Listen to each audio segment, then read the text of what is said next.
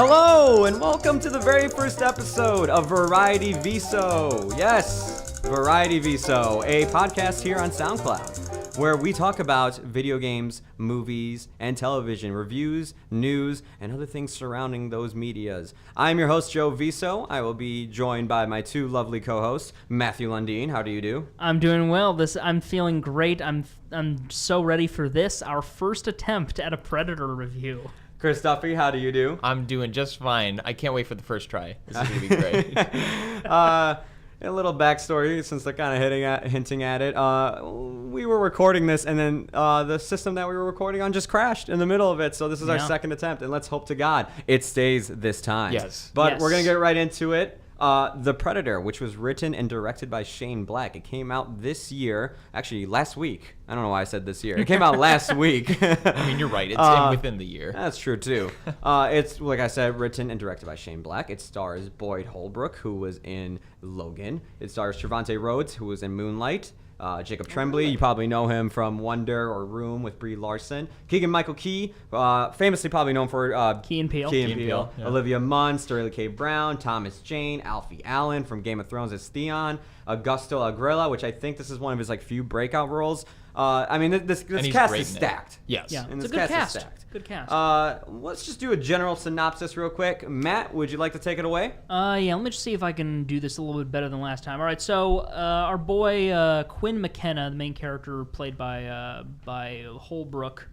What's his name? Quinn Boyd McKenna. Boyd Holbrook is the name of the actor. So he's a military guy. He ends up on an operation in Mexico, witnessing a Predator's ship crashing. And then that Predator, our boy McKenna takes some equipment that was on the ship as evidence, like, hey, I saw aliens. Then he ends up getting kind of picked up by some shady government dudes who, interview him, and oh yeah, he saw aliens. So they're gonna basically evaluate him and try to make it seem like he was went crazy and stuff like that. Really, it's just a cover-up. Then we get into the other part of the plot in which we meet Traeger, played by Sterling K. Brown, who is this government guy who is investigating predators because, if you don't know the Predator series, big scary alien dudes come to Earth to hunt humans for sport. It's pretty cool. But apparently the visits have becoming more frequent in recent years. Because this does take place in the same universe that Predator 1 and Predator 2 have happened. Yes. And so they get in contact with Olivia Munn's character and have her basically do a lot of some investigation stuff for them. She's a biological scientist that is somehow specialized in extraterrestrial life if they ever were to come visit, which, I mean, that's a cool field, I guess. I don't know when you're ever going to get called, but there you go. She's on call. They offer an explanation for it that if I watched it again, I'd probably be like, oh, that makes sense, kind of.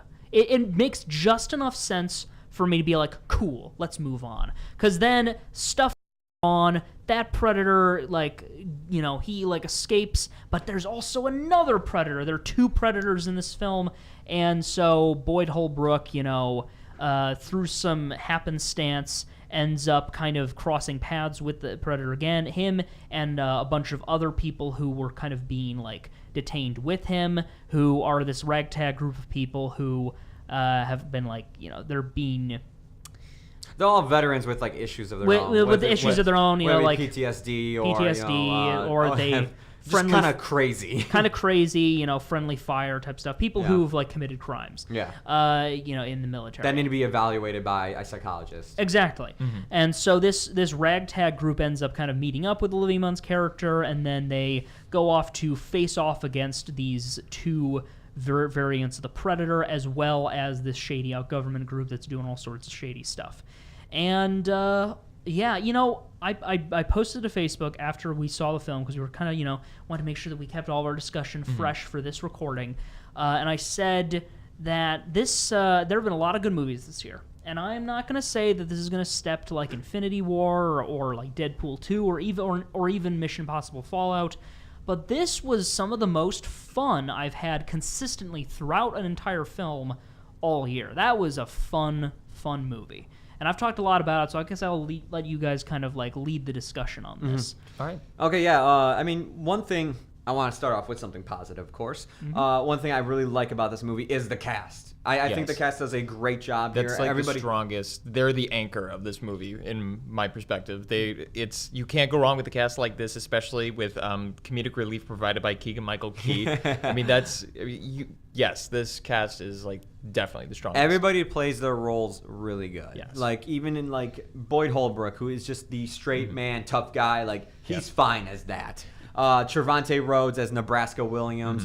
He's like this crazy dude that like is kind of like his whole thing that he was being evaluated for was like he's been having like suicidal thoughts and everything, but because he's just so crazy and just like has like all these like deep thoughts and everything. His character is like another straight man basically to go along with McKenna. They often share scenes together one-on-one for that reason. But then you have comedic relief like Keegan-Michael Coyle, Thomas Jane, who plays a guy that has Tourette's. I know that it might not sound funny, but the way they bounce off each other is what I'm mostly laughing at. His name is Baxley, and then you have Alfie Allen, who is from Game of Thrones, plays Lynch, who is like really the only characterization we get from him is that he's a master of sleight of hand, and he's also kind of like a marksman. Of all the cast, he's like the one guy who like we didn't get in a lot of, which I'm okay with that as long as like the majority of the group gets like the time deserved. I wouldn't be surprised if if there was an extended cut released and there was more of him, I'd be interested to see that. He reminds me of the one character from Suicide Squad. He can climb anything guy. Oh my god. Oh yeah. Yeah, I don't know which. Oh my god, I can't remember him either. It's like Whiplash or something. Yeah, I think it's something like that. Yeah, I think that's the guy that gets his head blown off. Yeah, spoilers. I mean, Suicide well, Squad's he was. If you're waiting to see Suicide Squad. Yeah, look. Well, it's funny you mentioned that because, and I've said it before. One of the reasons I was excited for this film was because it looked like Shane Black was trying to make his own version of Suicide Squad, and I wasn't really excited for this film when I watched the first couple of trailers. We were talking about it during our first attempt to record this review that. It wasn't until that final trailer where it was like, oh man, this looks fun. It's like they finally settled on like what is the tone that is most consistent throughout the film. Because when you're making a trailer, it's like if there's a tone in the film, but your marketing shows something different, it's gonna betray itself. And I felt like that final trailer was like a true representation of like what I could expect from the film, especially for something that's written and directed by Shane Black. When you're going with that, like the reason why I was shaky about it at first was because it was being marketed as a Predator movie made by Shane Black. So what I saw is what I expected. But when I first saw trailers for it, it was something like, how is Shane Black even attached to this project? Because it just looks like another run-of-the-mill action movie until we see that final trailer, and that's when I realized, oh, okay, so it was just a marketing thing. I mean, this definitely looks like a Shane Black movie now, which, I mean, I have my own thoughts on that, specifically from a Shane Black point of view, but we can get to that. Yes, I think it's we should probably mention this as well, is that I've seen all Predator movies. Matthew, you've seen 1, 2, and Alien vs. Predator? No, I haven't seen 2. I've seen the first Predator, and then I've seen Alien vs. Predator 1, parts of Requiem, just to kind of make fun of it. Haven't seen Predators, but you said it was pretty good. So I've seen all of them. And then Chris, you've only seen the first Alien vs. Predator, which I know in the greater context it is not much. Yeah. So basically, I have next to no knowledge. You have a much more like a much more diverse look than me and Matthew, who have seen the first movie, and we kind of like we know what we're expecting when it comes to a Predator movie compared to you, who has not seen just a Predator film. My perspective on the movie though is with the writer and director, one of the writers and director, Shane Black, because I haven't seen all of his work, but I'm familiar with Lethal Weapon. I'm familiar with Kiss Kiss Bang Bang. I've seen Iron Man 3, which I think is better than the first Iron Man, and I've seen Nice Guys. And I love those last 2 movies. Those movies are great. And so Shane Black is easily one of my favorite writer-directors because of those. Yeah. So that's my perspective going into this. Yeah, and the other characters too, Sterling K. Brown, he does a great job at playing as this antagonist scientist. He has this great maniacal laugh to him, and just the way he handles getting business done, where he's just straight to the point. He doesn't care about who gets in his way or anything. He's just very abrupt about stuff, and just kind of a dick to a lot of people too throughout the movie. Very cool antagonist. Very cool. Like even though he will be a jerk to you, but do it in the coolest way possible. Yes. Though, like, and I'm trying to avoid spoilers, but it's really hard because of my one issue with his character, which is sort of the end of his character arc. So abrupt that you'd have to watch it again just for me to, like, understand, like, really, that's how they decided to, like, kind of end the character's story in this way. It just, it wasn't, like, in a traditional, like, the traditional way you'd consider like an antagonist kind of like leaving the picture. It's just it was a very odd quick. It was a very odd choice from a writing and directorial standpoint. Having watched the trailer, this is something I was thinking about not too like literally a couple minutes ago. Watching the trailer again and seeing some of like because that final third act confrontation kind of takes place during the nighttime, but then like there's it's implied through like the way that it's shot that like sun rises and now it's like more early morning. But some of the trailer shots kind of showed some scenes like on roads and on vehicles that weren't in the final film, and I was thinking, oh, I feel like maybe Shane Black had his own version of that third act that then was changed. So there are tons of reports out there and articles about how, one, the ending of this movie was reshot because they had test screenings and apparently audiences did not like how the actual third act went. Oh, okay. And then a lot of this movie got cut. It got cut because of a controversial issue. It also got cut because the studio wanted to cut it down a bit. So I'm pretty sure there is a director's cut out there that might be 2 hours long, 2.5 hours long, like while this is an hour and 40 minutes, that might have the scenes Matthew was referring to. And of course, this is getting into an issue that I've had. But while I like the characters and I think the jokes they have are some of the strongest points of this movie. Like Shane Black does an excellent job, especially with dark humor. He's a great comedic writer. He and really director. is. Yes. He really is. However, while the jokes are great in the script, when it comes to exposition or anything that needs like a conversation that has to push the plot or forward, even like Predator lore. Or Predator lore, it feels very lazy and just like the writers just didn't really care and just like, all right, we gotta get this out there so we can get on to the next scene. Let's go. Especially since it's only an hour and 40 minutes. It doesn't give you enough time to even absorb it. So when you end up going home and thinking about it, it's like, well, this didn't make a whole lot of sense. The pacing of this film helps and also hurts this movie. While it is fast paced and you're getting a lot of fun moments, there are moments that when you get to Predator lore or where they're explaining stuff, just briefly explain it and then they're moving on. And then when you sit there and really think about it, especially after the movie when you're connecting all the dots, it's kind of just like, that really didn't make any sense. There's actually one scene in particular that kind of sums up how I feel about the film, that like in a writing standpoint, where all the characters are at McKenna's house and his ex-wife is talking to them, and she basically spoon feeds a bunch of information about her husband to them in this speech format, and then one character immediately undercuts her and goes something like, I didn't find that inspirational. That was like a tacky speech. It was really funny. And like that's exactly how I felt, was that, oh my gosh, this is like a really weird soapbox immediately followed by something hilarious. Yeah. To act like whether or not it was like intentional, but it was still like that kind of like is the epitome of the whole film for me on a writing standpoint, is that there are moments that are really funny and where you get moments to breathe, but there's also like laziness in there too. I personally, I really enjoyed I enjoyed some of the hints at what the lore were going to be. I think they touched upon some really interesting stuff. It's just that the final product didn't really deliver on those promises. Not that there was no real thematic hook to this throughout the film where it could have like said anything, which it doesn't need to. I don't need every movie that I watch to like have a message that I want to say. Even brilliant or groundbreaking films don't need to have that. And I'm not saying this is groundbreaking or anything. I'm just saying that this film didn't really.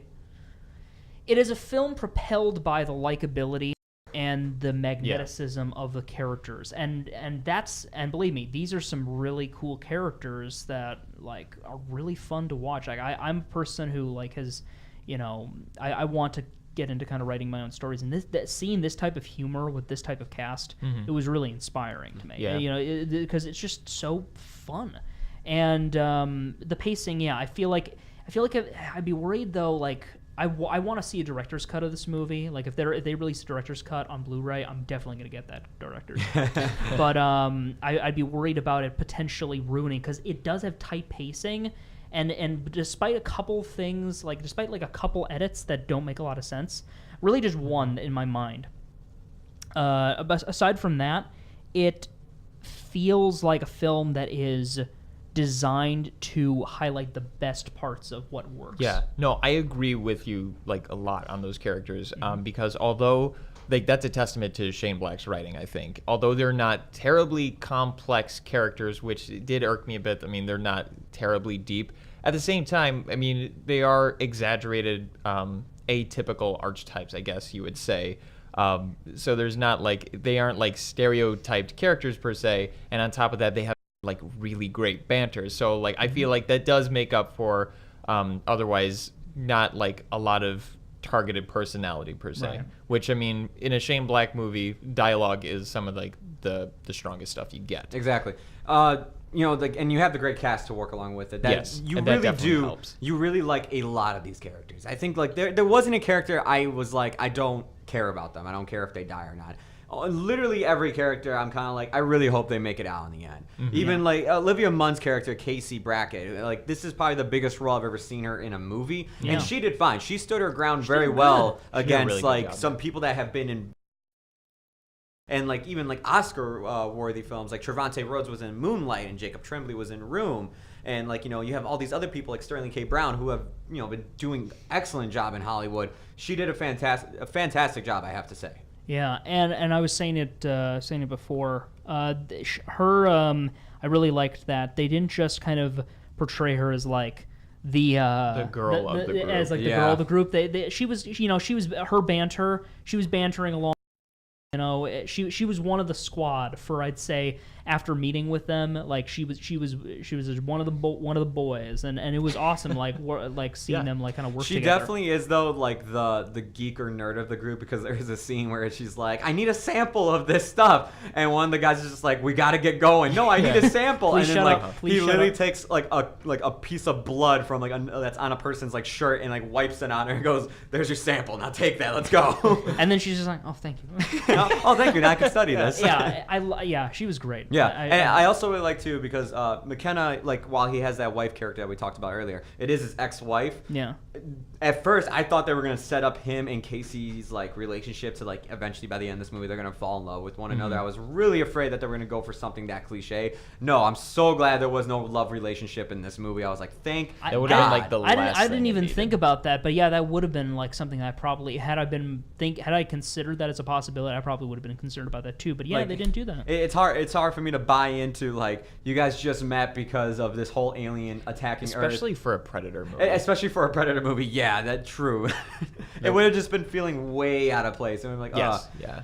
But some stuff that does feel out of place that I have to talk about, and even though we've been talking about the good, I got to talk about some bad, is that Jacob Tremblay's character, Rory McKenna, who is the son of Quinn McKenna, Boyd Holbrook's character, he feels like he's in a whole different movie when we cut back to scenes of just him. Yeah. You either feel like you're watching Stranger Things when you're with this kid, or some Disney Channel movie, basically. And it's just kind of distracting a bit. Not distracting, it's just kind of off-putting whenever you cut back to him, where it's this kid that's dealing with autism in his life. And it feels like you're watching some coming-of-age story where he's dealing with that. And all of a sudden he gets a cool alien bracelet that shoots lasers. It's just whoa! No, it's definitely... It's strange because even Jacob Tremblay does a great job with it. As someone who is related to someone with autism, he does this character justice, and that's good on both his part as an actor, Shane Black as a writer and director. But it definitely is out of place because there's one moment in the middle where they're fighting the Predator or whatever, and they're exchanging banter, whatnot. It's this cool action sequence, and then we cut back Jacob or Rory is standing right there, and then all of a sudden I'm filled with this dread because oh my God, why is this kid here? He shouldn't be. And it's that's not the tone they're going for either. But there are tonal shifts you've mentioned earlier in the movie. One thing we should probably mention is that when Boyd Holbrook's character comes in contact with the Predator, is that he actually steals some of the equipment off of him after knocking the Predator out. And he ships it back to his house for evidence. Unfortunately, No, he ships it back to a P.O. box, but the P.O. box is full and has been paid for. That all that stuff gets shipped to his house. That's how his son comes in contact with it. The best way to describe Jacob Tremblay's character is that the film he was in last year called Wonder, where he was the kid with deformities. It's like taking that movie but giving that kid like a gun, a gun basically, like an alien blaster. It's basically how you sum up his thing, and then he. Out of nowhere, like they decided, like, hey, let's just throw the kid into like a sci-fi action movie. Yes, it feels like a coming-of-age story that's taking place around an action story. Yeah, an alien invasion movie. Also, I gotta mention too, Shane Black. The man loves his holidays. He's had like Christmas in every one of his movies. Kiss Kiss Bang Bang, The Nice Guys, and then Iron Man 3. Yeah. Somehow Christmas works its way into there. Yeah, and this time it felt like the studio was just like, you can't put Christmas in this movie. He did sneak in. All right, fine. But I'm going to put Halloween. The whole thing with Rory being in there, I think that's a Shane Blackism. It really is. That's present in Nice Guys and Iron Man 3, I know for You know sure. what? You're totally right about that. There's always a the little main kid. protagonist who's a bad father figure that is accompanied by this extraordinarily smart child with a mouth, and which that's not bad. I'm not saying like that's because that's a trope in his movies. I have to say, in The Nice Guys, that's why I think it works the best. Oh yes, yeah, definitely does. It works in Iron Man 3 as well. Here it feels out of place because of the tone, because it's not just a really smart kid. It's a kid who's extremely smart, but he also has autism, and that's not like, because you can't really joke around with a kid having autism. So like all of his scenes are pretty serious until he gets an alien blaster basically. So it's it definitely feels out of place here. Yeah. It would also, again, his inclusion in the plot kind of ties into some of the more interesting hints at like the Predator lore that they were hinting at. Yeah. And that's another thing with that, like, a lot of missed opportunities there. If anything, though, his inclusion to plot, like, and some of the Predators, like, the big mega Predators' motivations. Yes, we'll get to him in a little bit. Yeah, well, we should probably get to him, like, pretty soon. But, like, his motivations in relation to the kid, I actually thought were the coolest. The other Predators' motivations are the ones where actually most of the plot problems come into play. If it was just that other Predator... The mega predator. I feel like the motivations and like the narrative reasons behind him being there. I think that would actually, we might actually see a bit more plot cohesion. But I think also is just so much of the reason why they did what they did is because they had to have this idea of like, oh, there's like. Because it's like, oh, there's the Predator we know, and now there's the new one. Yeah. And again, so many cool ideas. They didn't have enough time to delve into all of them. The way I would compare this, my enjoyment of this film, I compare it to my enjoyment of Batman Ninja, which was a film where it's like so much of that film just sent me on like an audio-visual trip, and so much of it makes it like one of the best films I've seen in a while. But because of the missed opportunities are what kind of hold it back from truly being great. That's kind of what where I've landed. Yeah, I have to say the original Predator, not the movie, but just the normal Predator. We'll just adjust him as that. The normal Predator. Predator 1. Predator 1. Yeah. When he comes to Earth, he has this whole motivation that when you find out later in the film, it really doesn't make sense.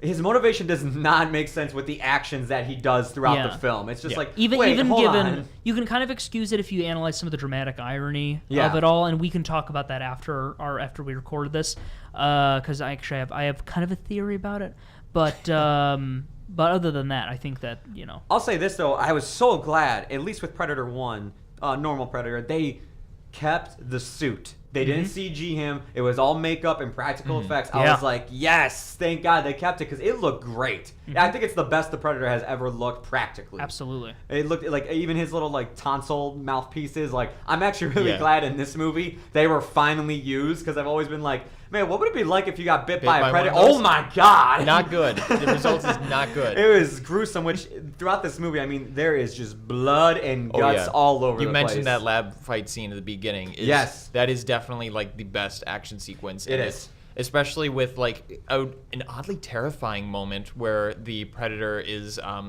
basically he's working his way out of the facility and reaches Olivia Munn's character. And if you're familiar with Predator, it makes sense that it wouldn't do anything. But like to just look at Olivia and then just walk back out of the facility is like an oddly like I think it works great for the sequence. Is like an oddly terrifying moment. Yeah. So that's definitely Yeah, no, it's a versatile, which and again great kind of action adds, which scene. again kind of adds to the intrigue of the Predator, because it's like there's the times when the Predator is an antagonist, but then there's the times where the Predator, you don't know what the hell he is. Yes. Like, is he a good guy or is he just I've always said he's just kind of like an anti-hero type character. Like, he's either a villain or an anti-hero. And this one, he was kind of an anti-hero. And it's so interesting just because of like a lot of what it looked like they were going for in the story. To go off of that, where you were saying like that whole action scene, one thing that I've noticed, and it's even when the Mega Predator shows up, is that if your name isn't on like the billing cast here, like if your name didn't pop up in the credits, you're basically deli meat to this Predator. Like, he is gonna slice you up, he's gonna chow you down, he's gonna just cut you up. I mean, extras get killed gruesomely in this movie. I mean, just. Oh Within my a god! 5-foot radius, And you're done. My favorite part is during that lab breakout when he does run into like our heroes. It's like he has a chance to kill them, and he's just like, "Nah, I'm just gonna pop you the still wheel got in your screen car. time." I'm gonna pop the wheel in your car and not take anybody. See ya." Yeah, I'll choke you a little bit. Yeah, I'll choke you a little bit. I'll give you a little scare, but like, I got somewhere to be, and you got other scenes to do. I'll be back for you later. But yes, let's get to the Mega Predator, which is one of the biggest selling points of this movie. Is that there's this huge. Like, okay, the normal Predator is like, what, 8 feet tall, 9 feet tall? And then there's the Mega, which is like 11 feet, 12 feet tall, 13 feet. Who knows? It's actually 11 because it's a throwaway line, but they say, like, yeah, I used to be a contractor. It's definitely 11 feet. So, yeah. And we can't forget about the Predator dogs. Oh, yes. I want to Which talk about those. That was kind of strange. that was disappointing to me. Oh, really? Yeah, because in Predators, they actually do have those dogs, right? And they actually utilize them very well. So I was excited to see, okay, if you're taking something from that movie, it's going to be that. Only for it to be used very underwhelmingly. It's like they kind of used it as a joke. Yeah, if almost. you thought you were going to see that dog tear up somebody, no. Don't go into the movie thinking that. That dog is more adorable than it is vicious. But I kind of liked that, though, just a little bit, just because I didn't see the other application of the dogs in Predators. Honestly, I thought this was the first time they ever showed up in the series. That's what I thought too. But I kind of liked it just because it's like it offered one of the cooler fights in the film, just because like the whole like them taking out the one dog, but then the way that they utilize the other dog throughout the story, I was like, I kind of like this. I don't know, it just seemed like another one of those really cool ideas. Like, how are we gonna go up against another Predator? It was one of those things where I was just like, this was Shane Black sitting down in a room and just thinking, what's the coolest thing I can do? What is some of the coolest things I can do for like a team up movie with a bunch of like wacky guys trying to fight the Predator? Going back though to the Mega Predator, I don't know how you guys felt about this, but I was kind of disappointed by that as well. I thought like the idea of him was cool, yes. and like the fact that he has this kinetic armor that comes on whenever like he senses that he's like under attack. But other than that, there's not really anything different from this Predator than the other Predator. Like any other Predator. Any other Predator. It's just like he has just armor that comes on. Especially when they talk about like the methods of how these predators like evolve themselves into like these super mega predators. There's this whole thing that like they kind of go into explaining. I won't give it away, but they go into explaining why predators hunt. Like they go in and like why they take spines off of people and everything. They go into that. And it is a cool explanation. Yeah. It's just that the payoff isn't as good. It's just you have a really cool explanation, it's like, and I really wish they spent time really developing it more. It's really more of a question of like, is this like the result, is the yield of all of it? And then that's when it's like, oh, this is kind of underwhelming for how much the predators are built up. Now that I think about it, I think I was more impressed and more kind of threatened when it was the first Predator, just because again it is like a guy in a suit doing all of these like stunts and stuff. Yeah. Whereas with the other one, it's all CG. It's all CG. Impressive, and I like the design and stuff like that. And I love the ideas. But knowing there's like a tangible predator there. Yeah. It's kind of like I was thinking about it last night, like why do I like some CG movies and like why don't I like other CG movies? And I think it's just that sort of application of like when you have like a practical presence there, with like something like the Predator that's 8 feet tall, like it's standing there, it's attacking these people. That's when it's like that's when it's scary because it's standing there, that's a person like actually attacking somebody. Yeah. So I think that's that's kind of my difference between like feeling threatened by a predator. Whereas like this like newer Predator just feels like another CG monster. Yeah, and also too is that while I do like the design, whenever he's in motion, the CG does not look the best. Like whenever he's there's a scene where he picks up the dude and is repeatedly stabbing him, and it's just not only does he look fake, but that guy just looks like rubber at that point too. Because then like as soon as he picks it up, you could tell it goes from an actual person to a CGI model of a person. There's a certain fight where like alien blood gets tossed around, and it's not. It doesn't look like, because I know it's alien blood, so like who am I to judge the properties of alien blood? But even like the normal, like whenever there's alien blood like on like a wall or something, like when they when Maverick comes across of it and then like wipes his hand. I mean, it looks real, but the CGI in the action sequences, it looks like jelly is just kind of being tossed, like this like Play-Doh-ish stuff is like covering the screen, and that's why like the lab breakout's really cool, but like past that, especially like fights near the middle and fights near the end, it just feels like a CGI soup. Matthew, you got anything to add? When a you're over there predator is contemplating. That's to say more when a predator is on screen fighting, it feels like a CGI soup. Yeah. Whereas like with practical like firefights and stuff, like I still feel grounded in reality. I suppose I guess I'm just kind of like spoiled with stuff like like Infinity War with like CG and like Thanos and stuff. I guess I didn't really mind. I do think though that I was more impressed with like the other Predator, but I also. I don't know, I guess I was just so amped with like the action and like wanting to see like the main characters like win that I didn't. I was just kind of being like, yeah, you kill that son of a. And I did, and I know you weren't too crazy about the action later on in the film, but I do think there were some parts like the confrontation in the forest in the third act. Again, a lot of that third act feels like it was a reshoot thing, but that final fight, especially with some of the stuff on like the Predator ship and stuff like that. Again, not trying not to get into too much into spoiler territory. I thought there was some cool set pieces, and I thought that the way that fight concluded, really cool, while also having a very, very awesome and pretty funny callback to the conclusion of the original Predator. So. Oh, I finally understood what the callback is.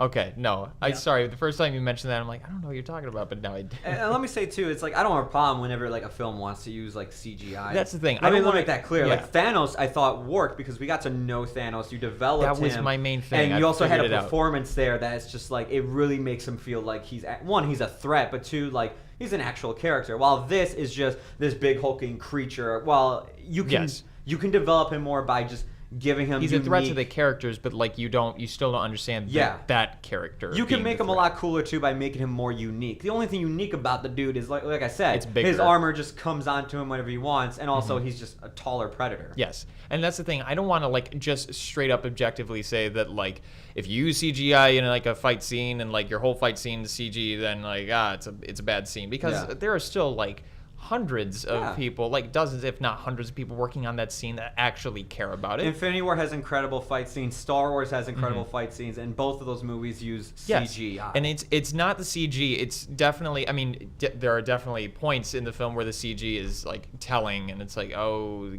gosh, this is a little underbaked. Yeah. But I mean, it's also just like, I mean, we don't really understand the threat, and it's whatever. It could be also because a lot of this film was, cut around because of test screenings that like the last third was redone and whatnot.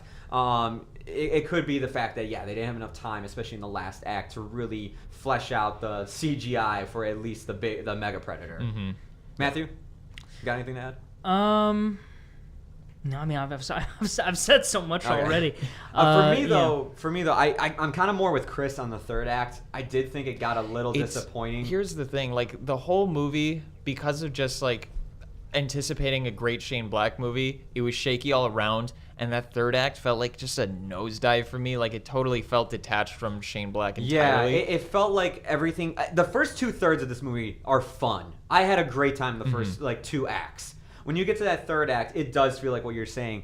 It feels like a departure of Shane Black's writing. It felt like somebody else made that. To a studio executive coming in and going, we got to sequel this. Yeah.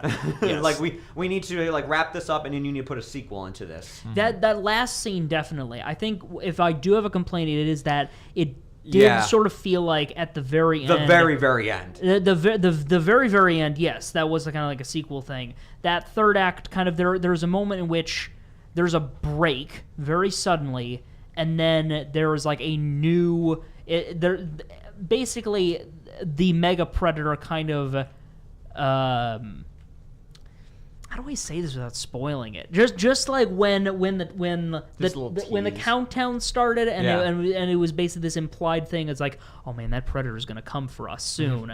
It's like all the characters, protagonist, antagonist, kind of like all pooled together suddenly, and we're on their own little journey. It kind of felt like one of those writing decisions where it's like, I guess it kind of makes sense from like character motivations. Like they were like, okay, well, we got to kind of work together at least temporarily. But yeah, I'd be very interested to see Shane Black's original version. Yeah, like because man, you could tell, man, throughout editing is one of the biggest problems I had with this. There are so many scenes. Like there is a bus scene where they're leaving a hospital, and then for some reason the bus driver's like, "We got to go back to this. We have to go back to the way we came." And all of a sudden they're at the military base where this predator is breaking out. There's also another part where it's like they get this Winnebago out of just nowhere, and it's just loaded with weapons. I think it's implied that it's supposed to be McKenna's, but like you never really get a line of dialogue or like actually see them pick it up. It's just there in a different location. Yeah, after like that point. he leaves his house after like confronting his wife, and then the scene just cuts to him in his Winnebago pulling out a grenade launcher, and you're just like, whoa, yeah. Hold on, how do we get here? At a farm, no less. Yeah, like, not even like because they're sort of in there. It's weird the way they do that because it's kind of, I think it's implied that it's supposed to be his Winnebago, and like those are all of his weapons that showed up. But I mean, the editing does not help this movie a lot because it's a lot of momentary and a lot of, I don't know what the word for like bigger picture editing is, but I mean if it just feels like a real pacing nightmare at some point. Even though I think the editing is poor in this, I have to I'm taking a video editing class right now, and I gotta say, whoever was the editor of this, man, I tip my hat to you because you did do your best, and you at least turned in a better project than what it probably could have been if it was handled by a mediocre like Trailer House editing like Suicide Squad was. When Trailer Houses edit stuff, it's always going to be like, it's just going to feel super cut down. Yeah. And you know, like I remember watching the extended cut of Batman versus Superman and thinking like, well, there were a lot of things that were kind of important to the plot that should have been kept in here. Or like a better example is Suicide Squad, where it's like not even like the extended cut could save that. And it's just. But this, it felt like they, again, like I said, they edited it maybe not in the best way, but in the way that maximized the number of it maximized the strengths. That's definitely it. They knew what to focus on when it came to editing. It was like focus on mostly the jokes, focus on the bloody fun action and the characters. Get as much of that as possible, and of course, whenever we have to throw in the plot devices, exposition. It felt like a lot of the explanation and like just like breathe, I guess. It was, but like scenes where we could just have a moment to breathe, I guess. It was like, it felt like that those moments were trimmed out, and that's where we get issues where, you know, it feels like we don't have enough time to even breathe after getting some information. Yeah. Anyways, anything else you guys got to add in?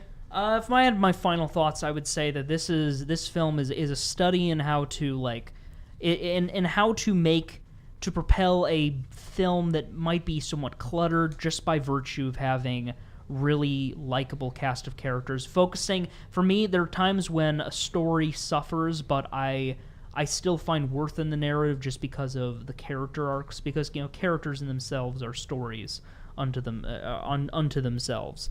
And I really liked those characters, and I think I'm gonna probably rewatch this movie in the future and have just as much of a fun time with it because the action was cool, and it felt like a film that knew exactly what it wanted to be and did it. And maybe and if there is a director's cut, I feel like it can only get better with the more that they delve into it. I hope. Yeah. I wish. Chris, you got any last few things? So, and then we'll give our our review grade. I guess because tonally and pacing, like it's kind of a mess all over the place. I definitely had fun with it in areas, but there was an analogy I made for it last night, and maybe I'm just overtly bitter because it wasn't what I thought, but like I'll have to rewatch it myself. But the analogy I had was like, it's like if someone gave me, I went to McDonald's and got a Big Mac, and Gordon Ramsay made the Big Mac.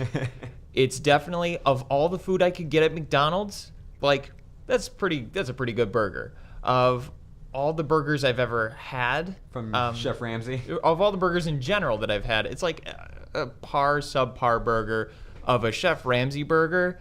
Like, wow, disappointing. It's very not. It's underwhelming. Understandable. So that's how I feel about like this as a Shane Black project. Is like of all the movies, not terrible. Of all Predator movies, not terrible. Of all movies, it's okay. Of all Shane Black stuff, it was disappointing. All right, So- well, here on Variety Viso, we use the grading scale when it Yeah. comes to stuff. I'm going to wrap up with my final thoughts. I thought the movie, while it is fun in most places, it does have a few things that hold it back, such as the kid's plot line, played by Jacob Tremblay, the Mega Predator. I had a few issues with that. Yeah. The dialogue when it comes to exposition and everything, like we said, and the third act, I think kind of brings it down, but it doesn't ruin it completely. If I were to ever catch this film on HBO or Netflix or anything, I would definitely put it on again because I had fun watching these characters interact. I had fun with the jokes, and there are a few action scenes, especially in the first 2/3, that I thought were a lot of fun to watch. There's a really cool scene at the very beginning when they reveal what the Predator looks like that involves like a guy hanging from a tree and blood slowly dripping on the Predator That was to neat. reveal what the Predator looks like. And I was like, that's a very creative shot. Yeah. Whoever thought of that, that is Yeah. really cool. So there are some cool ideas here in play. Some of them get fleshed out. A lot of them don't. But I think overall it's fun. But I'm with Chris. I was disappointed and I wanted to see better. But other than that, I'm not going to give it too harsh of a grade. C+ for me. I'm probably going to give it a B- just because, you know, were it just for being a bit more focused in terms of what it wanted to get out, like in the narrative portion, maybe like again, I'm just trying to think exactly, because I really did thoroughly enjoy this film, but I do. There's a lot of really cool stuff with like the Predator, and like every little bit of the lore we get of them makes them seem so much more interesting and cool. And I'm disappointed that they didn't like really fulfill that a bit more. But those characters are really good, really inspiring for me as someone who wants to write characters in a similar way to that, and kind of just without even really realizing it, kind of found exactly what I've been looking for. Solid action, and I love kind of military stuff like that, and I'm kind of sound like a broken record at this point. Yeah, B-. B-. Chris? I'm gonna go C-. I don't know. Okay, if it's all right. maybe a little harsh. I don't know, but it's just No, you do have your reason. yeah, And plus, no. like being not like seen any Predator film, I could totally it was see definitely that. everything you said, and also the pacing. The pacing is just like it was a little too much for me to handle. Just like not really getting a second to like absorb. And it's one Shane Black movie, and I know it's not all on him. I know all the great stuff wasn't him. I know all the bad stuff wasn't someone else. But like looking at it as a Shane Black film, it's not one I would want to rewatch, and that's not something I would usually say about a Shane Black movie. So it's overall like pretty disappointing. All right. Well, but regardless of our opinions on Predator, I think we can all agree that none of us are excited for Venom. Yeah, We we watched- talked about When it. that Yeah. review comes, That'll be definitely keep a interesting. lookout for that. But next podcast, just a little hint, we're going to be talking about the Netflix film. We're going to stay home from the theater this time. Nothing really big's coming out that we want to see. Plus, a few of us are very busy. Next Gen on Netflix is going to be our next review, and hopefully we can dive into other things here on Variety Viso that deal with video games and television. Yeah. So till next time, you can follow us on Twitter at Variety Viso on Twitter. I'm Joe Viso, Matthew Lundeen. Chris Duffy. and tune in next time to Variety Viso.